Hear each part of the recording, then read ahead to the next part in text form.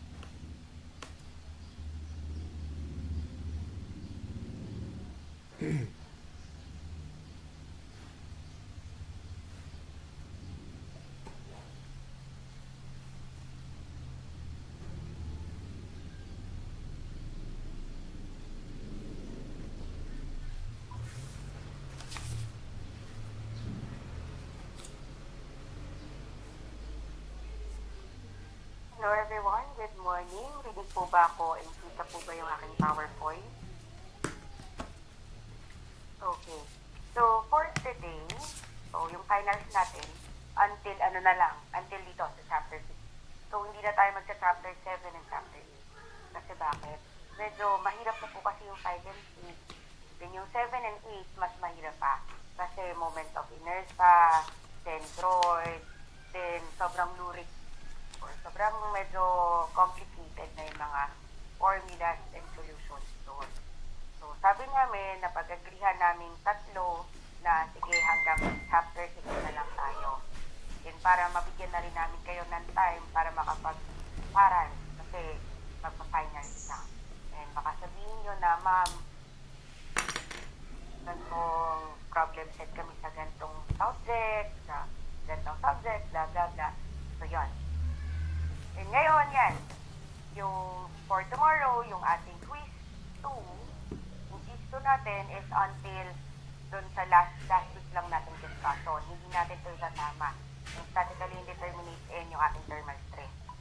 Okay, so bali hanggang elastic, chapter 5 to elastic deformation lang. Yung chapter 6 na kalakad. So, sige. Start na tayo. So, chapter 6. So, ito yung kalahati ng chapter 6.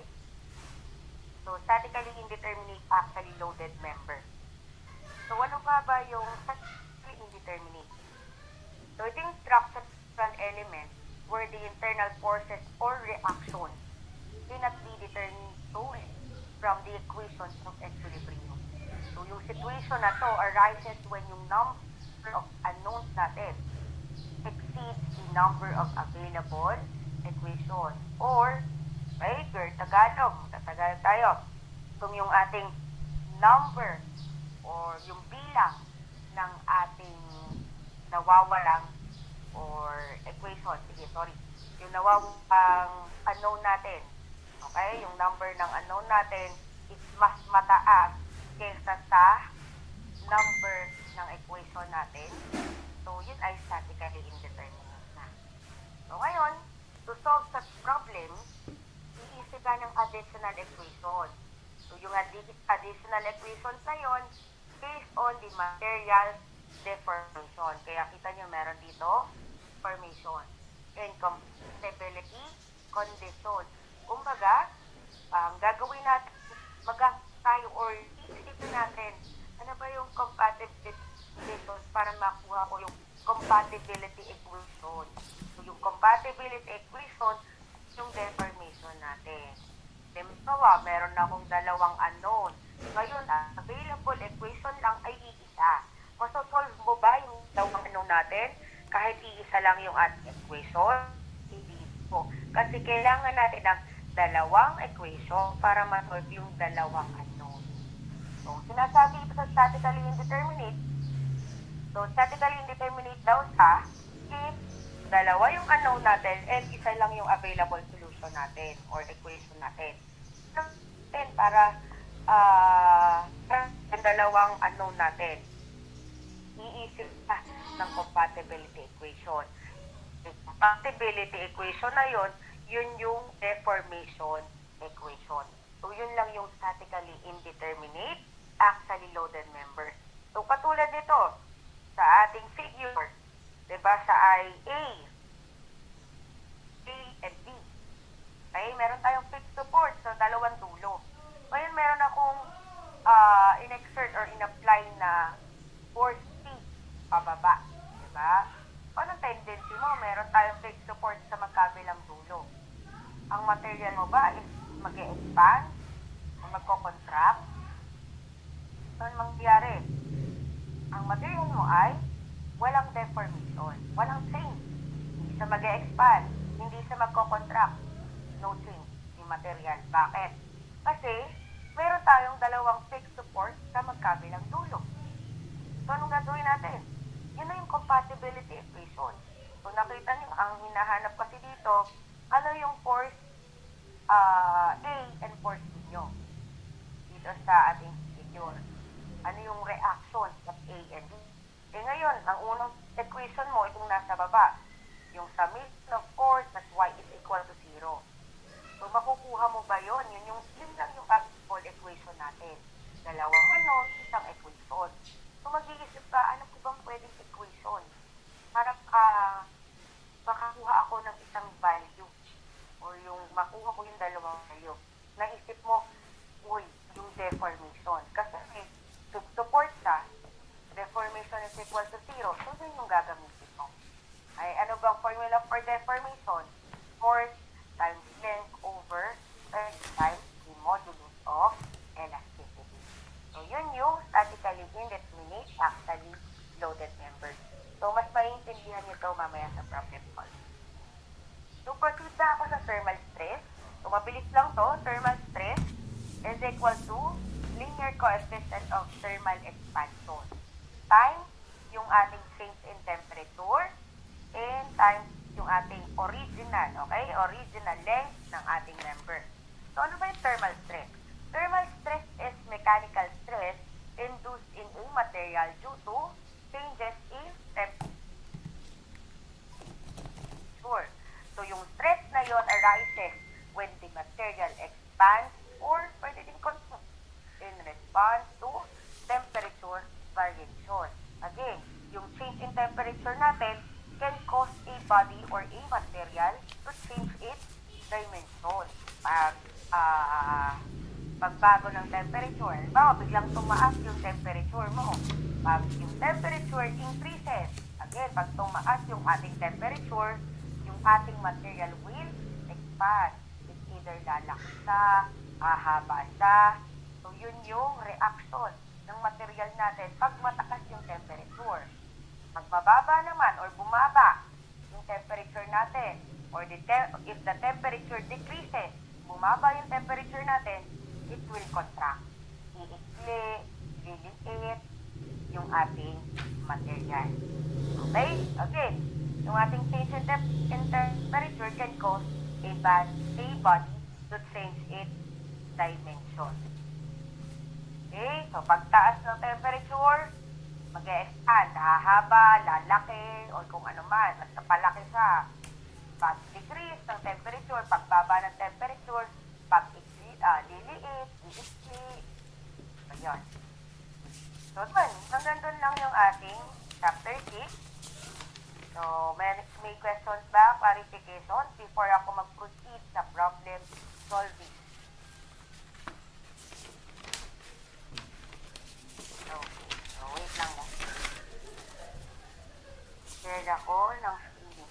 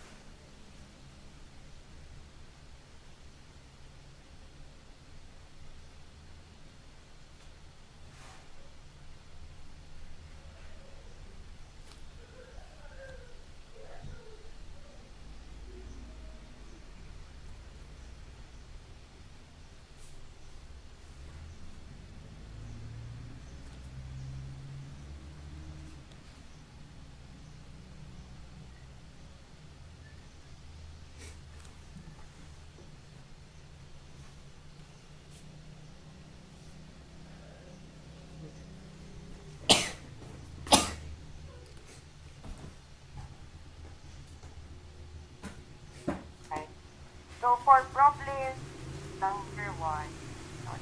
Yes. So the small rod shown in figure E has a diameter of 10 mm.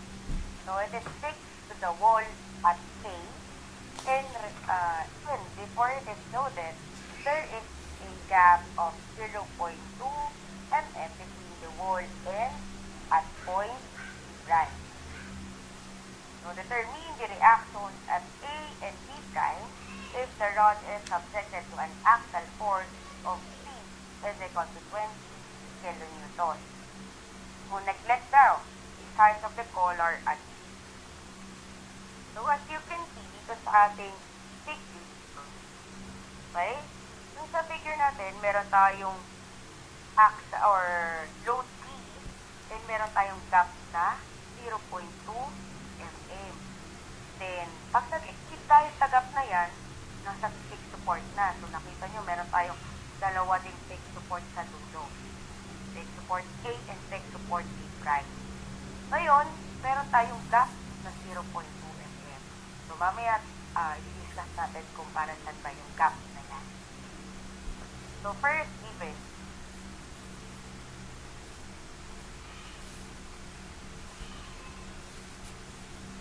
So, meron daw tayong gap. Okay, mamaya na yung gap. So, load na 20 kilonewton. And yung modulus of elasticity na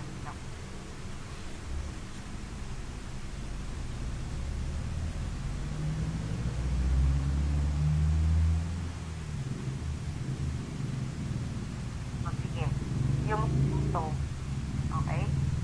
Pag nag-exit ka ng force, diba? Pahila.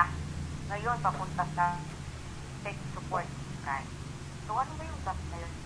So, meaning yung gap na yun, yung mm na yun, yun lang yung pwede mo o yung available space mo na mag-deform yung ating steel rod. Tama? Kasi hanggang dun lang eh. Until 0.2 lang binigay sa'yo kasi after ng 0.2 mm, meron ka ng fixed. Meron ka ng mag-ulit. Kasi fixed up na yung dulot, diba? So, ngayon, yung palang gap na 0.2 para mag-expand. So, lagay natin pa. Meaning, yun na yung deformation mo. Yun yung maximum deformation natin. Diba? Para mag-expand yung ating steel rod. Kasi yun ang yung bigay ni problem o yung figure. So, fine. Yung ano natin ay reaction daw. Sinabing reaction, force A and force yung hahanapin natin. Ngayon, draw ako ng body diagram.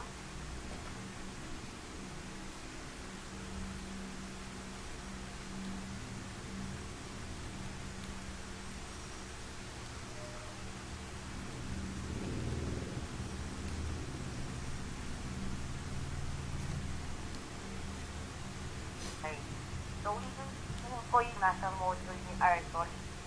So, ito isang solution din. What if hindi ganon yung aking assumption ng arrowhead or hindi sa right? Sorry, mali. Dito sa module nyo, dyan sa book. So, magkaiba kami ng assumption. Ito sa akong ipinarehas yung problem 1. Para makita nyo lang yung difference na nagbabari lang sa site convention. Ito sa assumption. So, ngayon, assumption, kung sabihin natin na to the right yung ating force A, okay? And yung ating force B to the left. Okay? Assumption yan. Kasi kailangan kong mahanap yung force A at force B daw kasi ang sabi dito, right. Ano daw yung reaction? Yung ano naman natin is reaction at A and right. So, ngayon, ito yung kukunin ko. So, then, pwede natin sabihin summation ng forces at x is equal to 0. Yan. right, is equal to left. So left, we have force is equal to force A plus 20 kilonewton. So ito na yung ating equation 1. Okay? Yan na yung equation 1 natin. Ngayon, ang statically indeterminate ito. Bakit? Kasi meron po akong dalawang unknown, FD and FA. Pero lang yung equation ko. Wala akong isa pang equation. Isa lang. Dalawa yung unknown. Kasi sinasabing statically indeterminate. Inisip ka pa ng another equation. So, yung another equation na maiisip mo or yung additional equation na maiisip mo, yun ang tinatawag na compatibility equation. Ano bang pwedeng compatibility equation? Yung compatibility condition ko. Yung compatibility equation, yun sa material deformation. At tandaan, lagi ang compatibility equation pwede sa material deformation. Okay? Ngayon, ano ba yung material deformation natin? So, sabi kanina, meron daw po akong deformation na 0.2 mm. Ito, may gap ako. Binigyan ako ng gap na 0.2 mm. So, gagamitin natin itong deformation formula para ma-solve natin yung forces or yung reactions at AM. Kasi, isa lang yung equation natin. Hindi sapat yung ating isang equation para ma-solve yung ating reactions at AM. Bakit hindi sapat yan kasi meron tayong 2 unknowns pero isa yung ating equation. Ngayon, mag-iisip ka, compatibility equation. Ang compatibility equation, yun yung sa deformation. So, i-analyze mo lang kung anong deformation, kung paano yung paano yung deformation formula natin isingit dun sa ating equation or dito sa ating problem. So, ang ating deformation daw is 0.2 mm kasi yun lang yung binigay na space or binigay na gap sa ating problem. Meron lang daw tayong 0.2 mm na gap and ang 6 support. Pag 6 support, hindi ka na makakapag-elongate. Hindi na pwede umaba ulit. Sa 6 support na siya. So, deformation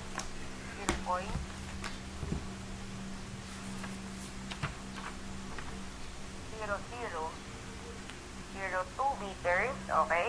Kinonvert ko na into meters is equal to deformation negative. Yung deformation sa FA, bakit po negative? Sa A.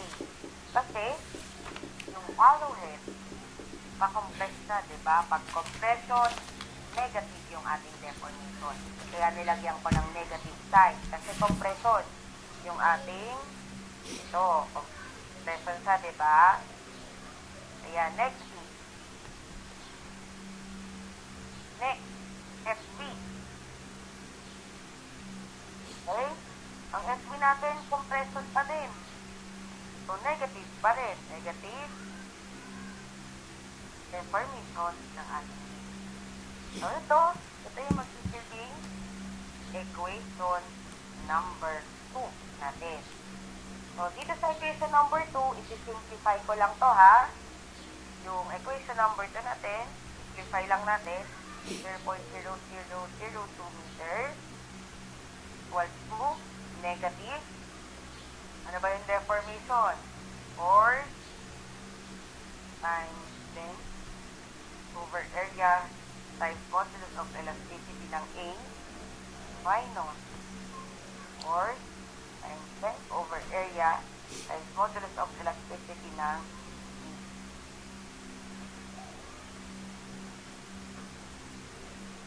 0.2 meters.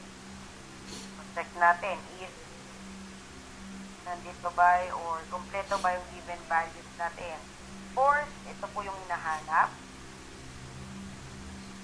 Then, may given na 400 mm and 800 mm. So, check. Area. Given yung ating diameter. Tama ba? Diameter. Yan, meron tayong diameter na 10 mm. So, hindi ko na ilagay sa given. Set. Then, yung modulus of elasticity natin next. So, tama na. Yung forces lang yung ating unknown dito sa equation 2. So, sasubstitute ko na sa negative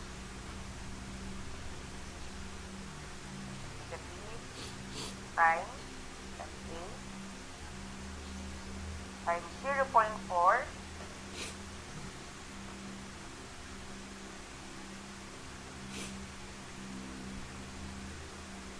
ginawa ko na lang sa, kinonvert ko sa ito meters, over 5 times 0.005 meter squared. Wait lang ha.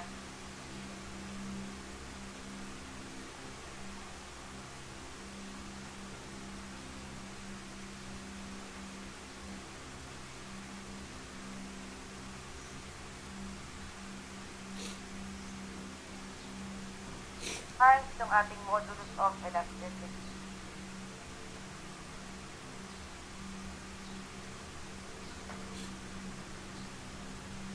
So, ito ay 4. A pa lang to. And for B, we have times 0.8 meters over 5 times 0.005 squared times yung ating modulus of elasticity.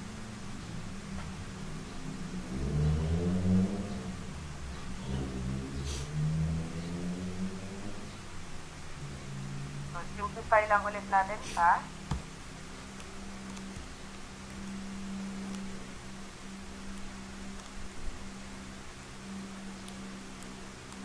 simplify pa lang ha. So, magkakaroon ako ng simplified formula or equation. Negative SA times 0.4 meters minus 50 times 0.8 meters. Okay? So, ito na yung ating simplified form ng equation 2 natin. Okay? So, ito yung gagamitin natin. Equation 2. Okay? Sinimplify natin yan. Gamit yung given values sa taas. Pagka-simplify, ito na yung equation 2. So, nakita nyo, meron na tayong FA and FB. So, from equation 1 and 2, so, isosolve mo yung simultaneously. Okay? So, pwedeng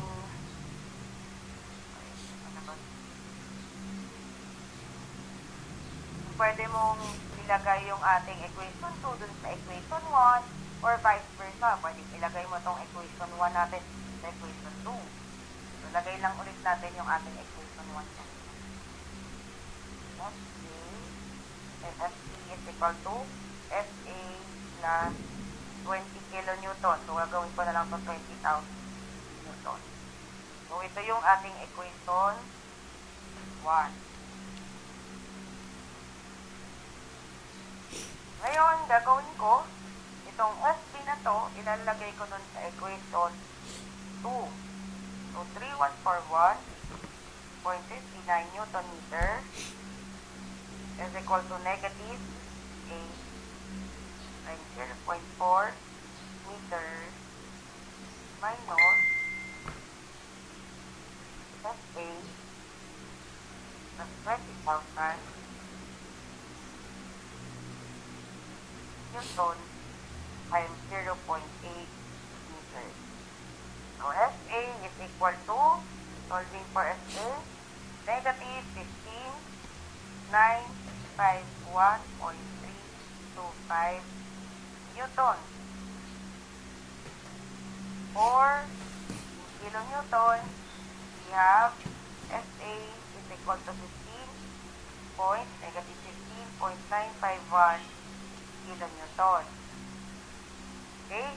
So, for solving for FB, Nalagay mo lang tong ating FA dito sa equation 1. Mas madali, no? Or pwede ding lagay mo yung FA doon sa equation 2. Parehas nyo, or parehas nyo makukompute yung values for FV.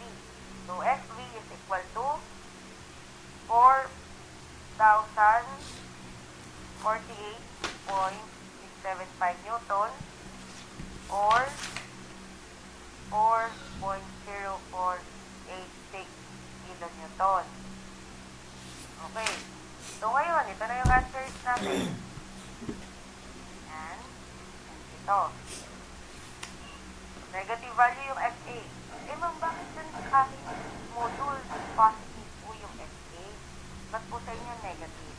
Kasi po, mali yung aking assumption. Ang FA ko is kung ginawa ko, pa-right, diba? Ngayon, mali nga yung aking assumption. So, gagawin ko siyang positive. So, FA is equal to 50.95 watts kilonewton to the left pala dapat. Kasi yun nasa module nyo, ang assumption niya is to the left yung arrowhead. Ngayon, ang inassume ko, yung FA ko is to the right. So, kaya sa I, nag-negative. Okay? So, ulitin ko. Step 1. Pag statically indeterminate, summation of forces, pwedeng X or Y, or pwede ding movement kung gusto nyo. After nun, inisip kayo compatibility equation, yung additional equation natin. Na yung additional equation natin, gamit yung deformation. So, the deformation o yung equation 2, isi-simplify mo lang, okay? It's given naman yung lahat ng values. At pagka-simplify mo, so solving or solving, simultaneous na lang. Ay simultaneously. So, makakakuha kayo ng isang value, then yung isang value na yun, sasubstitute mo lang either sa equation 1 or sa equation 2 para ma-solve nyo yung isa pang unknown value. Any questions or clarifications for problem number 1? Okay. Next, we have problem number 2. So, the aluminum post shown in figure below is reinforced with a brass core. So, if this attempt to support an axle of a load of 90 applied to the rigid cap, okay? Yung sa'yo daw ay na-apply sa rigid cap. Determine the average normal stress in the aluminum and the brass. Take the modulus of elasticity ng aluminum natin na 10 times 10 cube PSI. Then yung ating modulus of elasticity ng brass natin na 15 times 10 cube PSI. First, given.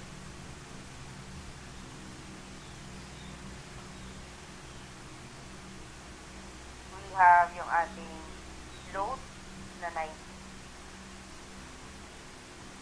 Then yung ating modulus o elasticity ng aluminum.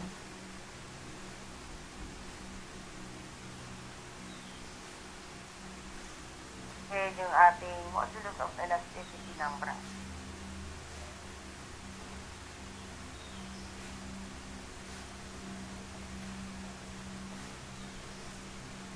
So, yung ano natin is to find the average normal stress ng aluminum and ng ating brass. So, kung kanina, dun sa previous problem natin, dun sa unang problem, reaction ng ating at A and B. Pag-reaction, forces. Ito, normal stress. Ano bang formula for normal stress? Normal stress is equal to force over area. Kailangan pa rin natin i-compute yung ating force. Okay? So, gagawin ito mag-withdraw ko to.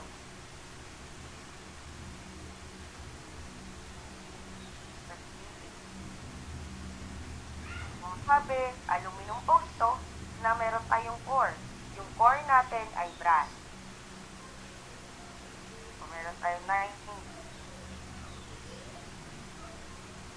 So, itong 90 na to, o yung ating compressive load, is tutumin ko siya. So, sabi dito, 90 applied to rigid cap. Saan ba yung rigid cap? Ito. So, yung 90 na to, naka-apply sa, or ito natin in-exert sa rigid cap. Ano meaning nun? Yung sinasabi mo, naka-apply sa rigid cap, yung 90. So, meaning, di ba yung nasa loob brass, yung nasa labas aluminum.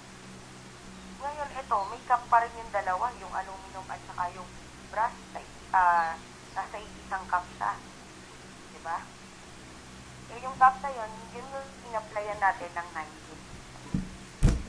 So, anong tendency yun? Yung ating height, okay, ng aluminum at brass, pag nag-exert ako ng 90, is equal in deformation niya. Okay? Kasi, meron tayong rigid. Pagbaba mo or pag-apply mo ng load na 90, since rigid yun ha, rigid cap, equal yung kanyang deformation. O yung equal yung contraction sa kahit yan ay aluminum o kahit alugas, yan equal pa rin siya kasi nagkaroon tayo ng rigid cap sa itaas. Ano yung ating? So, lagay muna na tayo ng force. Meron tayong force na aluminum dito. Since yung aluminum yung nasa outer natin, di ba? And yung core natin, yung brass. Okay? So, ito na yung ating magiging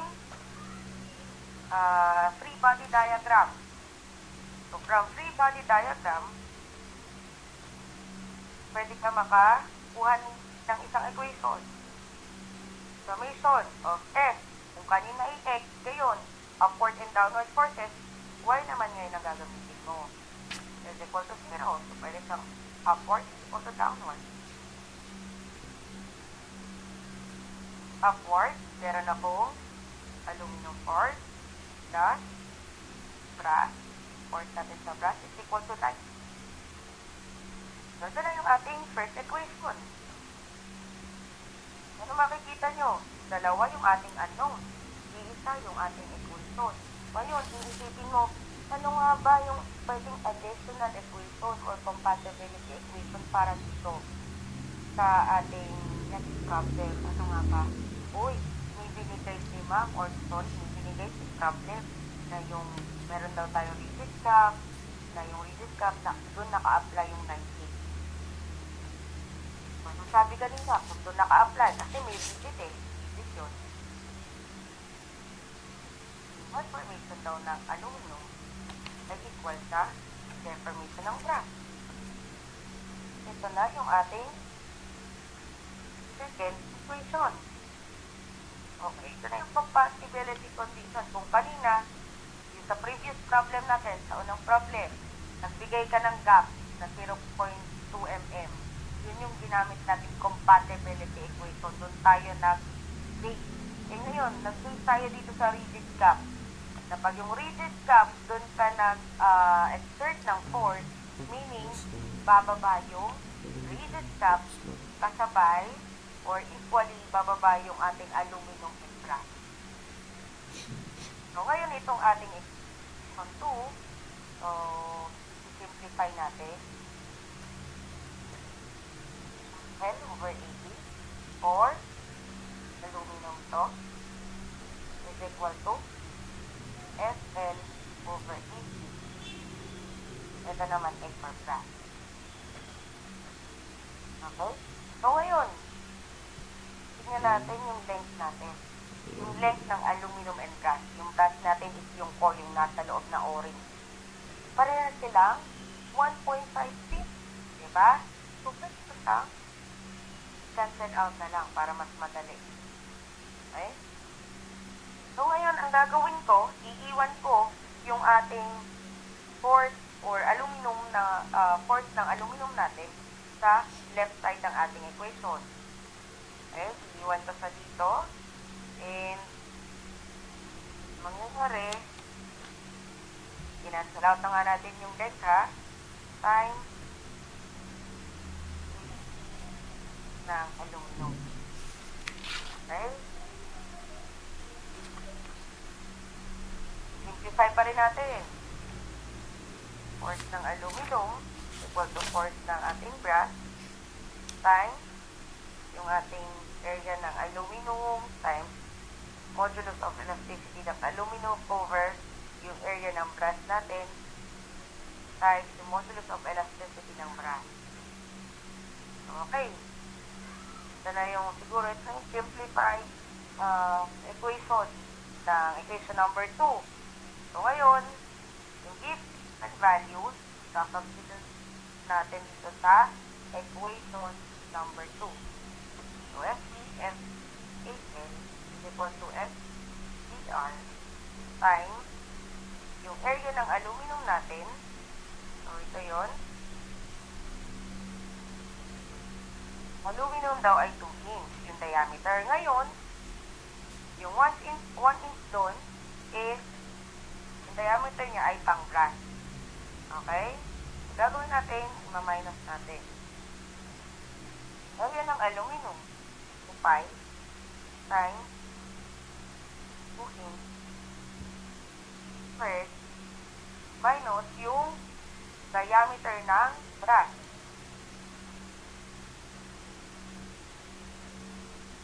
Over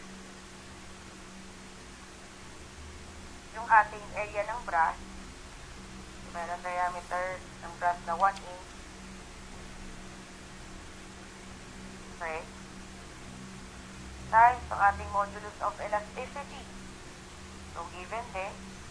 So, 10 times 10 cube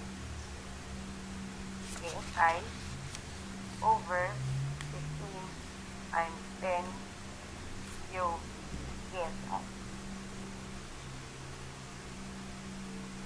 So, simplify again. Fa or force ng aluminum is equal to 2 times force ng ating brass. So, ito na yung ating equation 2. Okay? Yung super simplified form ng equation 2. Ito na. So, ngayon, ang gagawin natin, lagay ulit natin dito para makita nyo lang yung ating equation 1. FAL star F4 is equal to 9. Ito yung ating equation 1. So, solving for ito na, yung FAZ. So, lalagay ko yung equation 2 sa equation 1.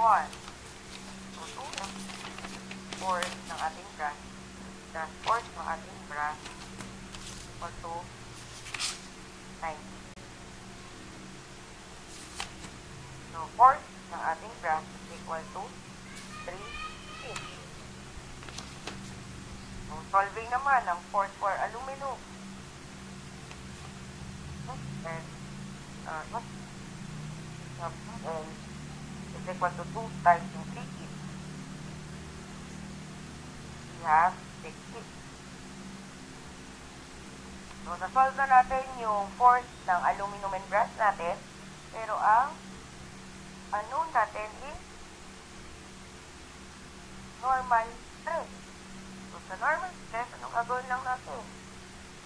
So, normal stress is equal to force over area. So, unahin natin yung brass. Equal to over 5 times 1 inch squared. Is equal to 0.955 KSI. Okay, ito na yung ating isang unknown. Next, yung aluminum naman. Aluminum is equal to force over area. So, ano ba yung force natin ng aluminum? We have 16 over yung area natin, yung 2 inch, diba? 2 inch squared minus yung area ng brass natin. And yung ating normal stress ng aluminum ay equal sa 0.637 KSI.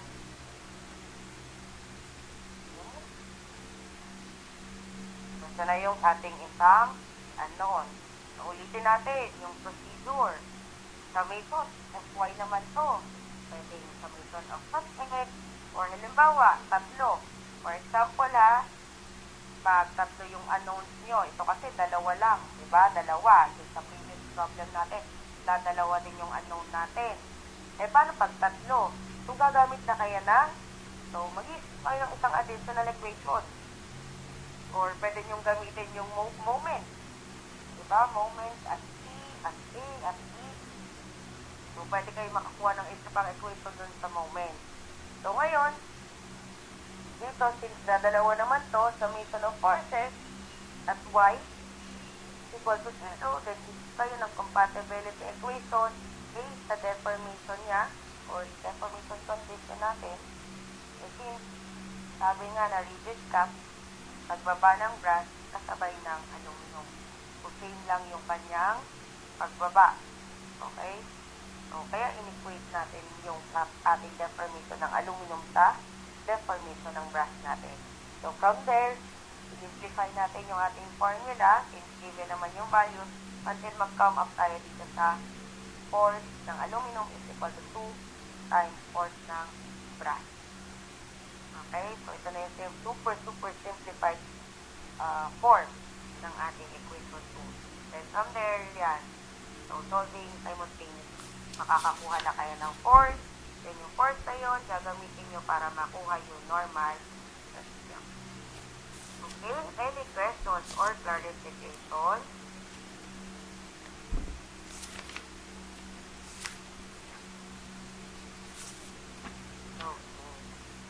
Next. Try nyo i-solve to later kung problem 3.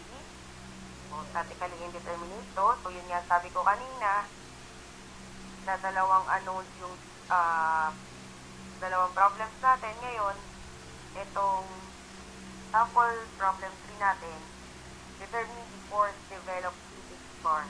So, meaning itong AB, CE, and F. Okay? So, tatlo na yung ating unknown. So, iisip kayo. Pwede sa summation of force din, muna. Then, moment. Then, yung compatibility equation gamit yung deformation. Okay? O, sige, try to solve this later. Then, next. Okay. Bye. So, thermal split. So, the greater the steel bar shown in figure A is constrained to just between two fixed supports. Okay, may fixed support na naman to. Hindi na naman since may fixed support, hindi na naman makakapag-elongate ang material natin. Hindi makaka-evo. So, two fixed support when T1 is equal to 30 degrees Fahrenheit if the temperature is raised to 120 degrees Fahrenheit. So, determine the average normal temperature average normal thermal stress developed in the bar. First given,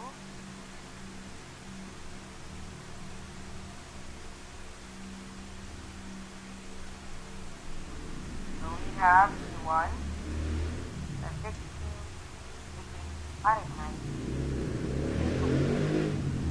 120 degrees Fahrenheit. Yung ating unknown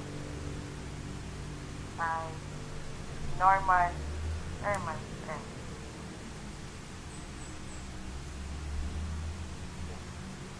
Ulitin natin. Pag sa temperature, pag tumaas yung temperature, okay, pag tumaas yung temperature, nakita nyo, T1, 60 degrees Fahrenheit, raised to 120. Ano tendency niya? Pag pinataas natin ng temperature, mas ang haba dapat ng ating material or lalaki pa yung ating material. Ngayon, ang problema, lagyan ng fixed support yung magkabilang dulo. Ang tendency, Ano pag may fixed support? Walang change. No change. Hindi hindi pwedeng humaba or umikli ang ating material kasi meron na po akong fixed support. Okay, tatandaan pag may dalawang fixed support sa magkabilang dulo, hinihigilan ng material na kahit anong force ang i-exert mo, walang change yun kasi may fixed support sa magkabilang dulo. So ngayon, gagawin natin. So, diba? Ganito dapat yan.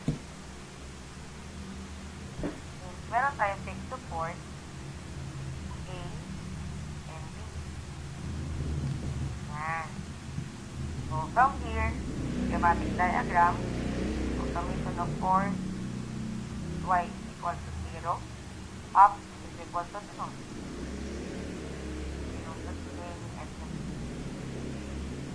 Okay? B is equal to F2. Okay? Gusto niyo ating unang equation. Dalawang isang equation. Use posset. Paano ko kaya maiisip yung compatibility equation? Ano pa ba? Okay? So, sabi mo kanina, ma'am, deformation ko is 0. Deformation mo is 0. Okay? Yung dalawang fixed support magkabilang dulo. Ito naman yung equation mo. Paano ka magpa-formulate ng equation? So, sige. Hindi natin ito. Gawa tayo ng isa pang schematic diagram. Yung ganito yung A. So, ang ginawa ko, inalis ko yung isang fixed support sa taas, yung nasa A. Inalis ko. So, imagine natin. Okay? Inalis ko yung fixed support, ang tinira ko lang yung fixed support sa B. Okay, kaya may ganito. Ngayon, inalis ko yung fixed support, inalis ko yung fixed support sa A. So, ano mangyayari pag may change in temperature ako? Mangyayari pag may change in temperature ako, walang fixed support sa A, diba? Walang fixed support sa A. Ano mangyayari? Tumaas yung temperature. Hahaba yung aking material. Kasi, inalis ko yung fixed support, kaya pwedeng humaba yung material ko. Okay? Kasi nagtaas ako ng temperature. Pag nagtaas ng temperature, meaning nahaba, lalaki ang aking material. So, ito yung tinatawag na deformation ng ating thermal.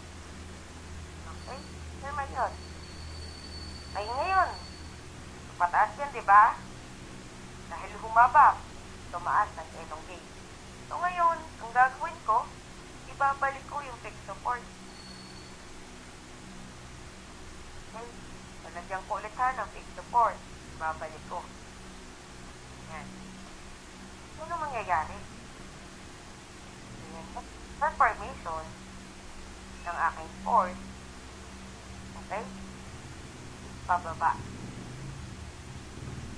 Bumaba siya. Or bumalik siya sa original length natin. Naglagay na ulit po ng fixed support. Ano ang equation ang makukuha natin? Deformation. Or ang mapoformulate natin, deformation equal to 0, diba? Or 0 is equal to deformation ng aking thermal minus deformation ng aking force. So, considering ang positive natin ay pababa. Mataas sila. Yan. Bakit pa kaya ay positive? So, positive ng pataas. Kaya ito ay positive yung ating deformation T kasi pataas to. Okay? And kaya ito ay negative yung aking deformation ng force kasi pababa yun. Ang ating assumption is pataas ay positive. Okay? So, 0, ito sa, kasi nga, bumalik sa dati, walang deformation, nilagyan ko ulit ng fixed support. ito yung gagamitin natin na equation number 2.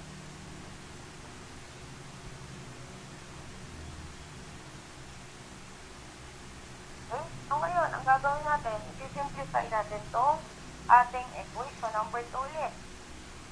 Paano mag-simplify? So, 0 is equal to, di ba, meron kanina tayong thermal stress.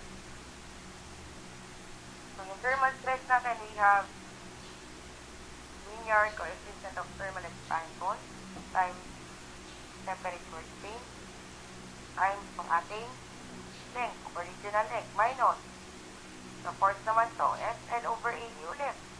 So, itong linear coefficient is thermal expansion. So, since wala tayong given dito, hindi na tayo mag-graph or yung mag-graph pa, mag-table pa, kasi time-consuming din yun sa inyo. And, yun, ibibigay ko na lang yung value mo at sa final. So, ang thermal coefficient niya, i-simplify muna natin. So, itong FL over AE, lalagay ko sa kabilang equation or sa kabilang side. So, FL over AE. So, since negative, magiging positive kasi tinranspose ko sa kabila. And then, as you can see, yung ating length. Ano ba yung length natin? 2 feet. Diba? Wala naman space in length. Or, hindi naman magkaiba yung ating original length. So, gawin natin, cancel out na natin yung ating length. Kasi parehas naman yung length nila. Next, ang gagawin ko, iiwan ko itong aking force sa left side ng ating equation. So, force is equal to linear coefficient of thermal expansion, delta T, times yung ating A, times yung ating modulus of elasticity. And from there, na natin, kung makukompute na natin yung force. So, linear coefficient of thermal expansion, bibigay ko to. Temperature change. So, meron ko from 60 degrees Fahrenheit to 120. Area, given din, itong 0.5 inch. That is yours, percent. And yung ating modulus of elasticity. So, ito ay, okay, hindi ka given sa ating problem, pero ibibigay ko or i-indicate ko na lang sa ating problem din. Okay. Pwede natin i-substitute yung ating given value. So, force is equal to 6.6 times 10 raised to negative 6 degrees Fahrenheit times yung ating change in temperature minus 60 degrees Fahrenheit times yung ating area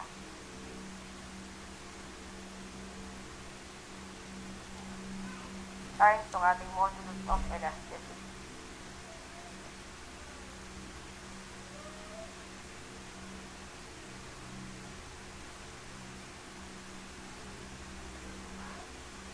Force is equal to 2.8718. Okay? So, ngayon, ang question naman sa atin, ang unknown sa atin ay normal thermal stress. So, normal thermal stress, so gagamitin natin yung force over area. So, may na-compute na naman tayong force na 2.871 over yung ating area na lang, yung 0.5 inch squared. So, makakompute natin yung ating value for normal thermal stress na 11.5 KSI.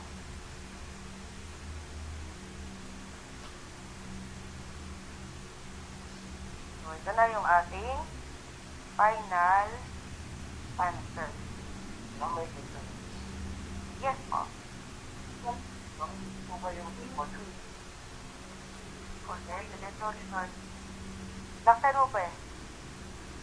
Yung module Yung module pa? Wait lang. Naririnig nyo ba siya ng ayos? Medyo mahina. Malakas yung background eh.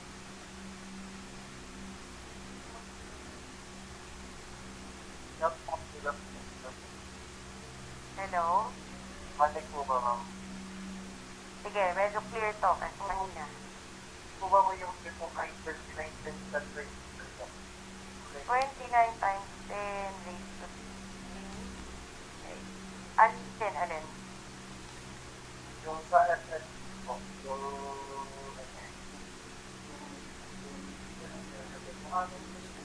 It's yung E? Po, ma'am, yung 21 cents at 20%. Tapos,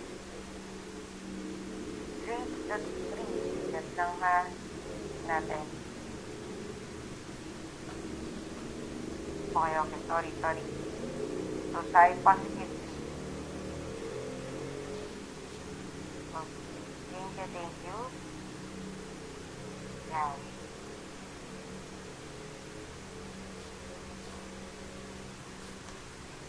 Okay, thank you so much sa pag-correct sa akin. So, any questions, clarification pa?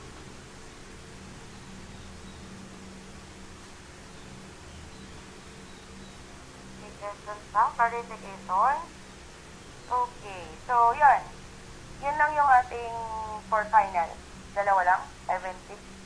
Then, ito, problem 2. Yan. So, ito is i-try nyo. Yung ibibigay ko yung remaining time sa inyo. I think meron pa tayong 15 minutes. Yan. So, ito, try nyo yung sample problem 2. So, as you can see, tatlo din yung kanyang unknown. So, kung kanina yung sa ngayong problems natin, yung sinolve ko, dalawa lang. So, i-try nyo sa tatlo. So, dito sa tatlo, again, ano bang una? Etong forces. Then, try nyo mag-moment kung kaya. And after moment, deformation. So, ganun lang. Step 1, step 2, and step 3. So, ang compatibility equation natin, nakadepende yun sa deformation condition. Okay? So, yun. Tomorrow, is number 2 tayo.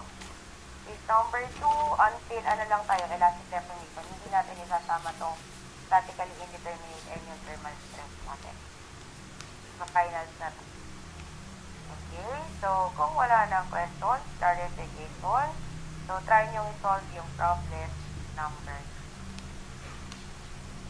So, thank you everyone and have a nice day. Thank you guys. ito po, ma'am.